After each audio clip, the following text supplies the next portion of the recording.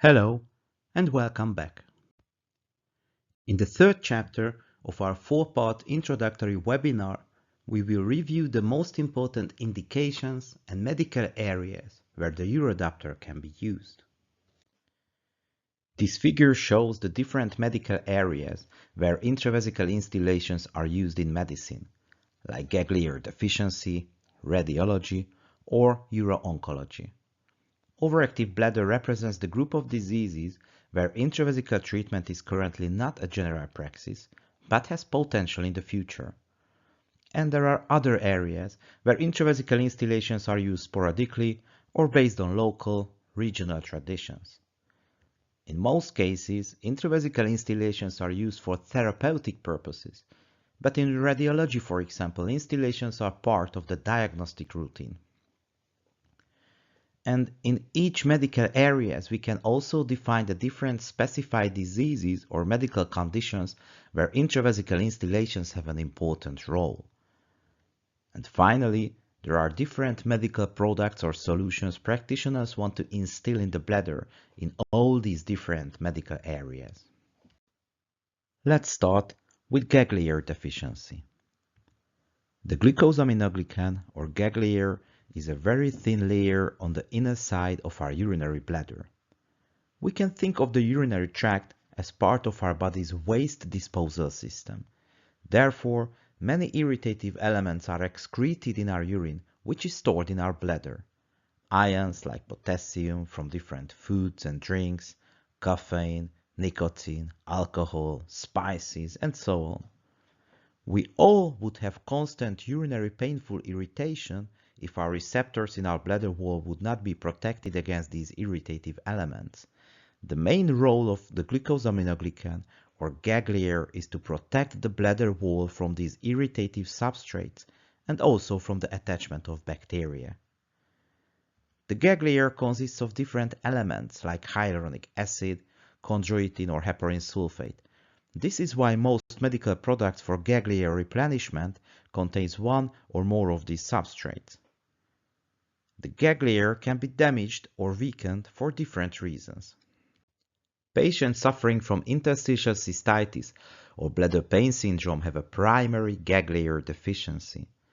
This means that they do not need an external trigger or damage to have a weak ganglion, like if somebody has a sensitive skin and is easily getting sunburn or has an eczema causing skin irritation.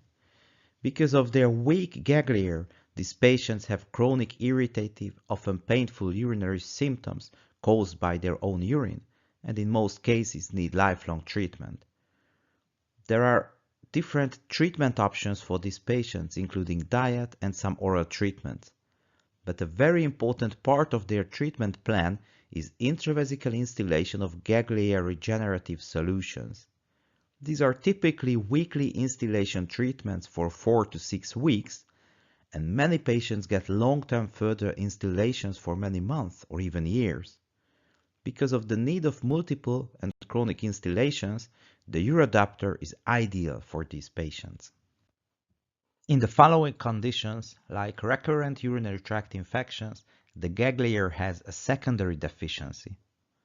Urinary tract infections or UTIs are among the most common types of infections, affecting over half of all women during their lifetime, usually manifesting as bacterial bladder infections or bacterial cystitis.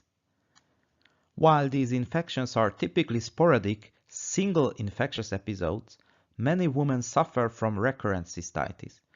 This means that these women have recurring bacterial infections often associated with sexual intercourse or other risk factors. During these infections, patients suffer from lower abdominal pain, frequent and painful urination, very similarly to those patients suffering from bladder pain syndrome. There are many different risk factors which make women susceptible to recurrent urinary tract infections, like low fluid intake, hormonal status, or sexual activity.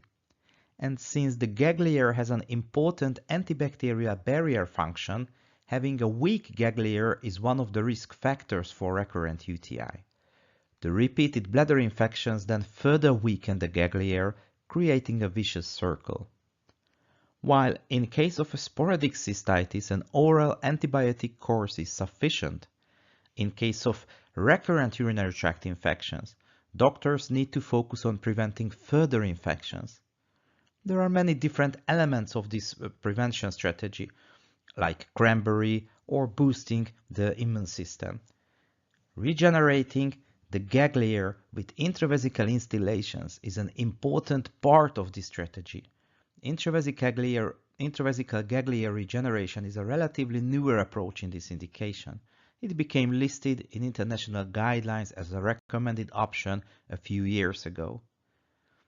And for these patients, UroDapter is an ideal choice as well. The gag layer of the bladder might be weakened due to different oncological treatments as well, such as irradiation or chemotherapy. Pelvic irradiation is used for various cancer types in both sexes.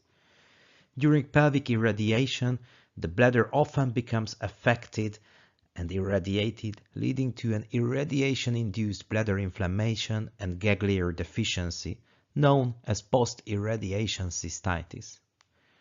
It is estimated that around 5–10% of patients undergoing pelvic irradiation develop post-irradiation cystitis.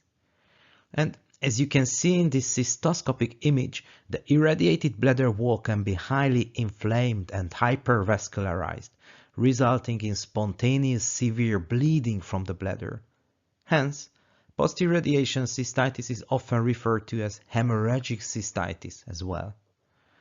And in case of severe bleeding from the bladder, which typically occurs if there is a localized bleeding tumor in the bladder, urologists might need to perform transurethral endoscopic surgery to stop the bleeding.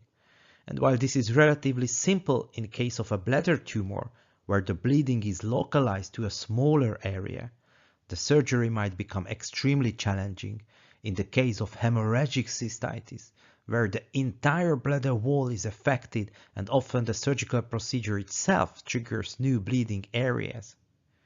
Therefore, treating post-irradiation or hemorrhagic cystitis and preventing the need for surgery is very beneficial for both the patients and their doctors, urologists or oncologists. And intravesical gag layer regeneration therapy is one of the most effective methods to treat post-irradiation cystitis. Once intravesical instillations have been indicated, there is an additional benefit of UroDapter in this patient group. Due to the condition of the bladder wall, catheterization has a high risk of causing bleeding during instillations.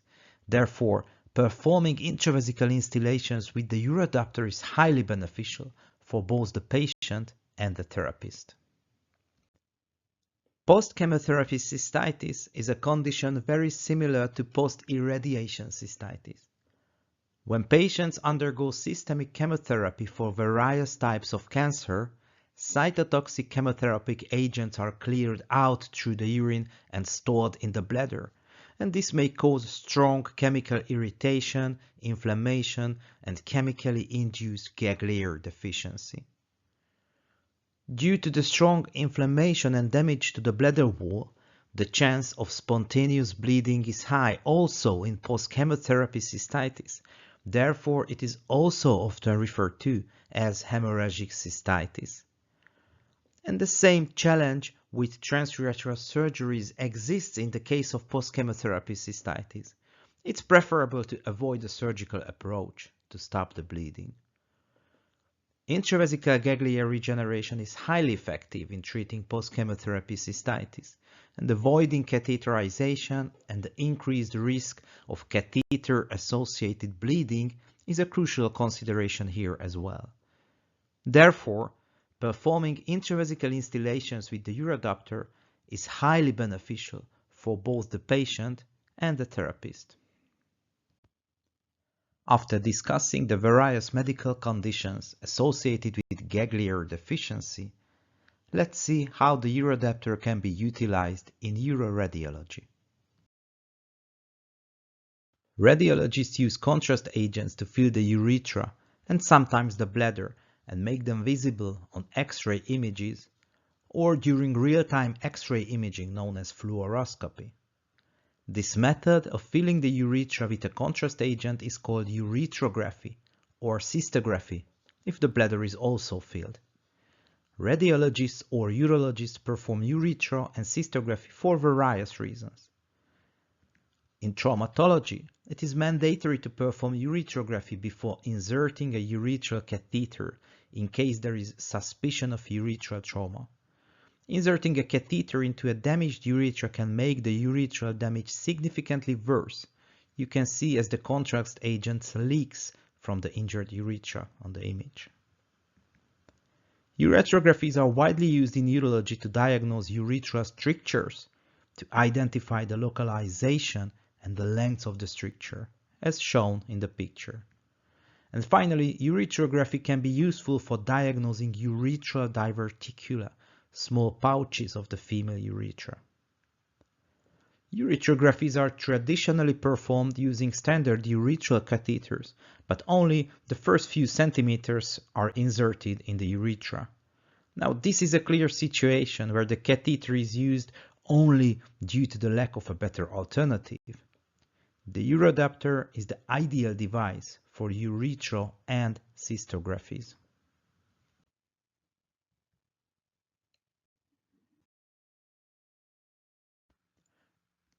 In uro-oncology, intravesical instillations are widely used for treating superficial bladder cancers.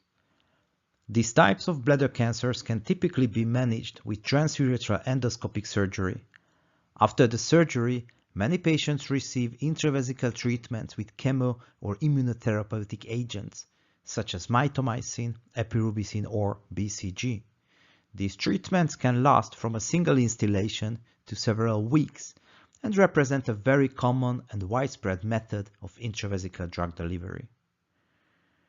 An important consideration in this indication is, however, that these are irritative or cytotoxic drugs, which typically require special handling and waste disposal protocols. Therefore, unnecessary skin contact should be avoided with them.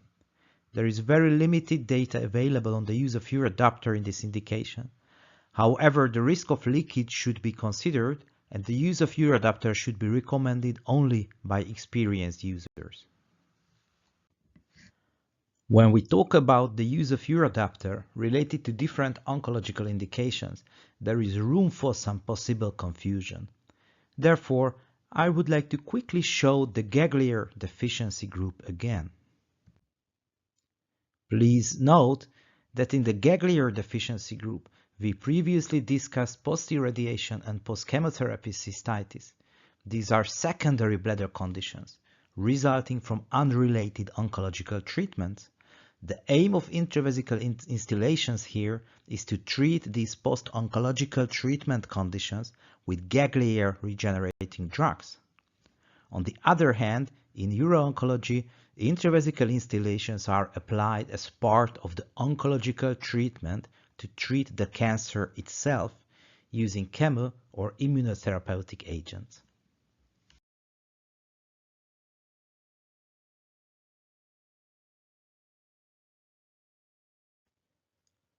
Overactive bladder represents conditions where intravesical instillations are not currently standard practice, but they might become an important area in the future.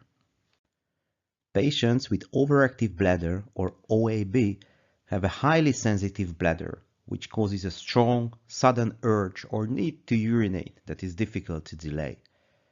Unlike normal bladder filling sensations that gradually intensify, these patients experience their urge of urination very suddenly and very strong.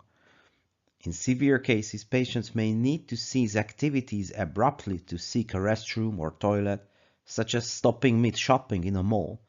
Therefore, this disease has a very strong negative impact on the quality of life of these patients. Currently, most cases of OAB cannot be cured. The goal of the treatment is to reduce symptoms with oral medications. However, these medications often have significant side effects, such as dry mouth or eyes, constipations, dizziness, or headaches.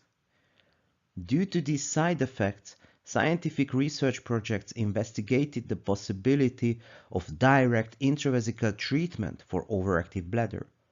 with very positive results. Intravesical symptomatic treatment of OAB has been shown to be effective and without side effects. The main limitation, however, of intravesical treatment currently is the need of repeated, regular, long-term administrations by medical personnel. Nevertheless, intravesical instillations are already being used successfully in clinical practice for overactive bladder in some countries and in some centers. And if patients can learn to apply intravesical self-treatment with the use of UroDapter, this approach could become widespread in the future.